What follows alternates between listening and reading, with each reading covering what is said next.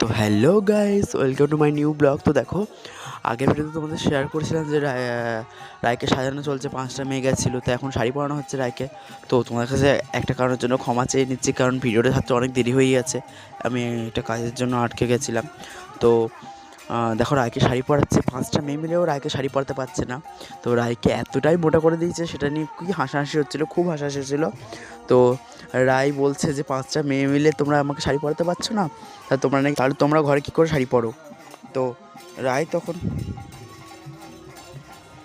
রায় তখন খুব হাসাহাসি করেছে, এই জিনিসটাকে নিয়ে খুব মজা করেছে। তো সেই ভিডিওটা তোমাদের পরের ভিডিওতে শেয়ার করছি, তো তোমরা এই ভিডিওটা দেখতে থাকো।